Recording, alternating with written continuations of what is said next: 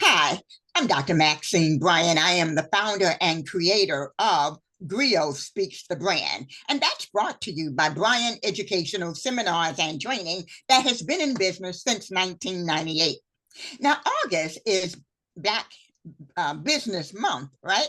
And so, in keeping with the GriotSpeaks brand that celebrates Black culture, that honors Black history and heritage, and that tells accurate truth, I thought it would only be fitting that we pause as the month of August comes to an end and really begin to dig into Black business. And I thought, what better person to have to join me in that conversation than Dr. Leslie Reed of RIM Investment Advisors. And I'm excited to have Dr. Reed with me this morning. I'm going to let him briefly introduce himself.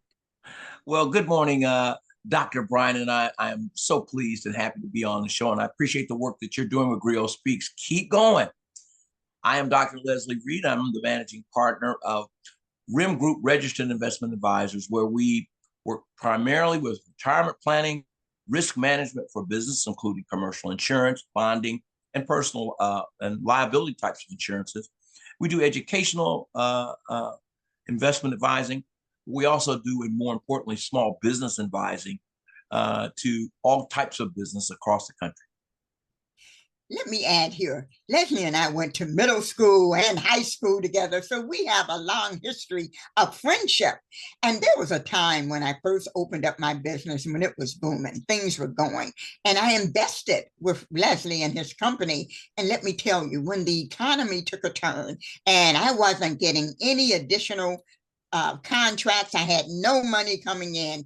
Leslie had helped me to build a portfolio that was able to see me through over 1 year with no other money coming in. I was able to keep my house note going, my car note going, all of that. So when I tell you this man knows what he's talking about, you better believe me. So I'm excited to have you, Dr. Reed. Thank you so very much. So you are absolutely kind. Thank you. Down to business. So listen, as I began to think about Black entrepreneurship, Black business, I thought, there are 3 ways that we can approach this. And I'd like to see us as a community move from one to the other. You see, often we start with transactional, where you buy from me, I buy from you, that's the end of the story. Then we kind of move to transitional, where maybe now I'm gaining an understanding of the wealth, of the value rather, of the Black dollar, and I'm becoming a little bit more what's the word I'm looking for? I'm on purpose. I'm doing it on purpose, deliberate, intentional about doing business with other Black businesses. But I want to get us to transformational, where now I'm investing. Now I'm making a conscious effort to contribute to the success of Black business. So, Dr. Reed, would you start by just telling us a little bit about, and particularly from your experience, about transactional? What is that from your perspective? What does it do? What are the limitations of transactional business with Black businesses? Well, if I had to use it, and I think that's a great place to start, Dr. Bryant. When I think transactional, I think of like one-off transactions. Let me use a synonymous term: consumer. Our group, our community, we are consumers. In fact, per capita, we're probably bigger consumers than any group. And I don't say that to disparage, I just say it factually. That said, we go, we buy, we get the money, we spend the money. More of a one-off. But I don't think that there's any consideration with us about who we're spending that money with.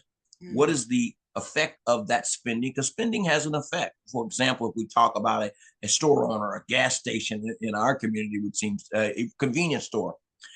You go to the store, you buy some potato chips. The money goes to the owner. The owner pays his taxes, he pays his employees, he invests in more property. That money kept going. In our case, we spent the money and so forth.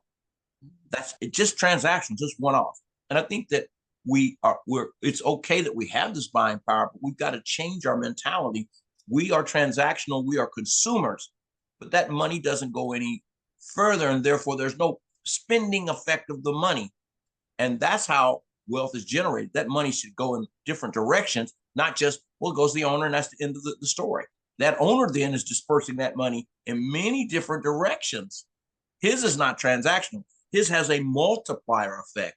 And I think as a group, while we are consumers and have that spending power, and it's increasing, I want to give us credit. We are making more money, our per capita income is growing, but that transaction is a one-off. That's got to change. Okay, and you're right. What is it, real quick before I move on? The dollar in the Black community stays what, 6 days or something like that? Clarify that for me. I'll give a little lineage, and this is again statistical, depending on as you know about statistics, who is putting them out there. In terms of the dollar staying in our community, if a dollar comes in our community, on balance, that dollar, only 6% of that dollars is staying in the community. Again, back to the transaction, the money's going, but not staying. It's not helping support grocery stores in the community or paying for a doctor that's in the community. 6%. And in terms of our gross domestic product, and again, these statistics are going to vary. Our community, African Americans, create more than $1 trillion in gross domestic product. That's the production of services, the buying of goods. And yet we only spend 3% in our community. Again, you could challenge those statistics. I'm going to say if it's below 10%, it's very low. And what would be the difference if just we did 15 or 20% of our money that we spend goes to our community? That can have a tremendous multiplier effect and would change the wealth and well-being of our community. So then what I'm hearing you say is that at the very minimum, we need to move from being one-off or transactional to transitional. Now, when I looked up transitional, what I came up with was like shifting the perspective towards understanding some of what you just said, the broader significance of how we spend as well as where we spend. It's having a growing awareness and understanding the historical perspective of our spending and the power thereof. Talk a little bit about that, please. I like the way you mentioned transitional. Our mindset needs to go from saying we spend $1, but what happens when we spend the dollar? And I want to bring in, Dr. Brian, another phrase to kind of make synonymous. So I talked about consumer transactional. Now I want to talk about transition citizen. And a consumer spends, but doesn't necessarily understand that he has more of a right or a privilege with that spend. A citizen says, hey, I'm a citizen and I'm entitled to all rights and privileges and the ability to create wealth with my dollar and decide what happens when my dollar is spent. That's a different mindset. And if we think that way, we consider what happens to the dollar when we spend it. Well, should not we have in our communities health centers, grocery stores? And we hear the term food desert a lot. Well, why is it? Who decides and cares that there's a supermarket in our community? We should. We're citizens. We're paying property taxes. We're spending money for roads to be improved. We're spending money at others' hospitals, others' car dealerships. How come those organizations and institutions should not be in our community? So when we transition from saying we just spend the dollar and that's it, to we spend the dollar, but what happens to the dollar? And does it benefit us in community? Because we have that right as citizens. We aren't just buyers. We own the land. We pay the taxes. Why shouldn't we then fully participate as citizens? You know what? Now, as you were talking, and I know we're going to keep this brief, but what I thought was about a recent conversation I had with someone who complained that the quality of goods and services from Black businesses is subpar, and that's why they don't support Black businesses. How can we move away from that kind of mindset, that kind of perspective? Because that's stuck. I don't even know if that's transactional or transitional, but it's definitely stuck. And too many of us are stuck there, Leslie. Well, I agree. And Dr. Brian, I think that the first thing is we must ask ourselves the question, whose fault is it that our stores, our plumbers, our car repair shops are not good? Is it just because we only have the choice of going somewhere else? Because I don't know about you, but I went to repair shops of the greater majority, and the work didn't come out right.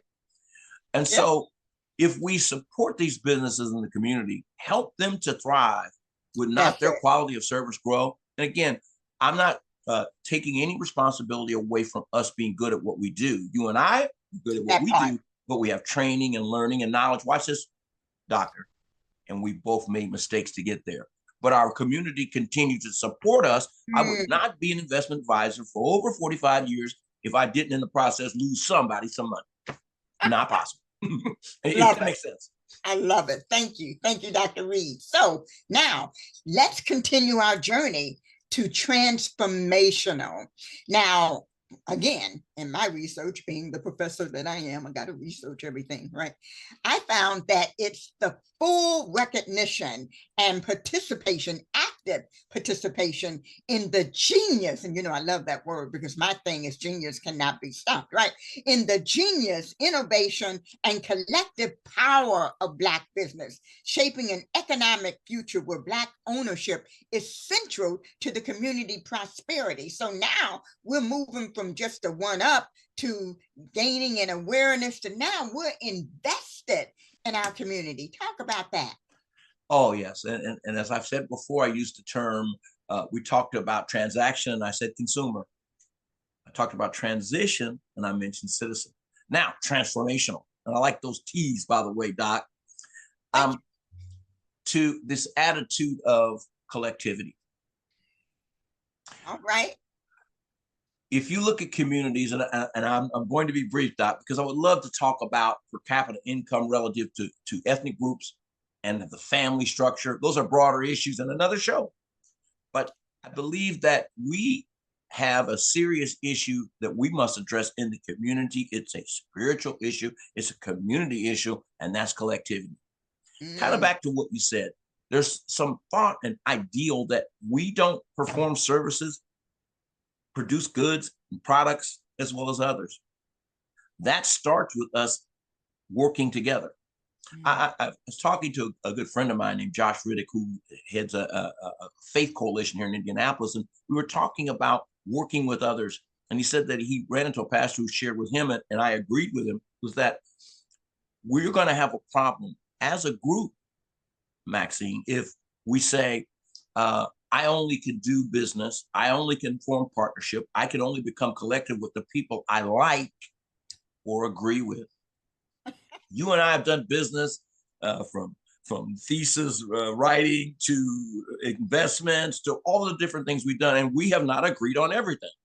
But we agreed on one thing up front, that it was in both of our best interests to help one another, because in helping one another, in the words of John Kennedy, a rising tide lifts all boats, and we have to get there. And so disagreements and ideas, a quirk here or there, should not change the fundamental issue of us needing to help one another in a broader sense of business and giving each other the validity of saying, Dr. Bryant knows what she's doing. And in the end, I know she has my best interest at heart. And if we act that way, we'll get past that. Compromises in marriage, compromises in relationship, compromise is in business. And if we don't have that attitude, we'll never create partnerships. If we stay on the little small idiosyncratic, I didn't like the way she looked or where she sat in the pew at church. I want to go there. I'll get back from the weeds. But my point is, collectivity is the byword. That is where we go forward. That is transformational because other groups do it. All right. And see, you like my T's, I love your C's. We started out being consumers, then we were citizens, and now where we want to go, where we want to move to is collectivity, doing Yes. this thing together, right? If you Yes. want to go fast, go alone, but if you want to go far, you gotta do it together. That's an African proverb. So as we're beginning to wrap up, first of all, I want to thank you so much. And listen, this is just the beginning. We're giving you Yes. all a sneak preview of things to come. The actual GriotSpeaks podcast will actually launch in September. And Dr. Leslie Reed is going to be another guest. He's going to come another time. But Dr. Reed, as we close out, what I want to do is ask this question. So what?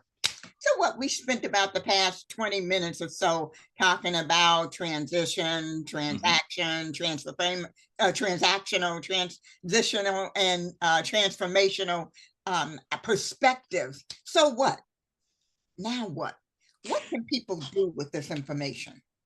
Well, and again, that is, in fact, I like that phrase, and I've used it in some articles with it because we can talk about what's the deal. What would we do with it?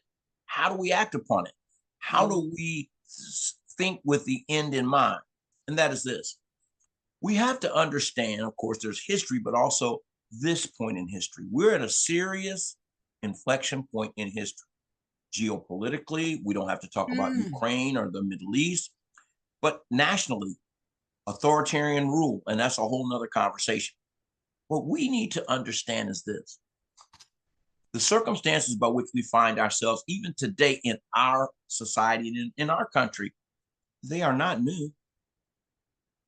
They're just more in the open. And so once we understand that, we can get over our feelings about it and say, okay, what do we do?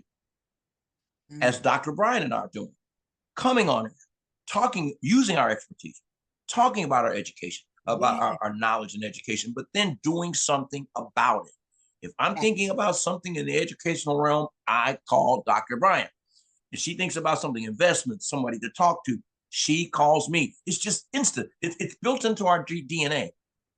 And we've got to change that. We're past this point of how we feel. mm. I'm going to go biblical on you, Doc. All right. Feelings will Come, betray preacher. you. You can't put too much stock in feelings because you could feel some kind of way about a whole lot of different things. But then what happens to what we should do? And our scripture also tells us that a good man leaves an inheritance for his children and his children's children. So, what are we thinking in terms of the future? Our Mm, actions, not now, but where they go. We are yeah, at an inflection point, but it's not going to change because we talk about it and keep regurgitating the news and posting what the orange man, I don't talk about it, the orange man does in the White House. That's not going to change our circumstance, especially when this is an ongoing and it's been a pervasive issue throughout. This is not new. So let's get over that and start saying, how do we move it forward? How do we make stores better in our community? How do we move from being consumers to citizens? How do we understand that working together is in our best interest because it is what is done worldwide in all other groups? We've got to embrace this. I love it. Thank you, Dr. Reed. And thank you all for listening. This has been a podcast brought to you by GriotSpeaks, which is a brand of Bryant Educational Seminars and Training. And look for more to come. And by the way, happy Black Business Month. Bye bye for now. Thanks, Doc.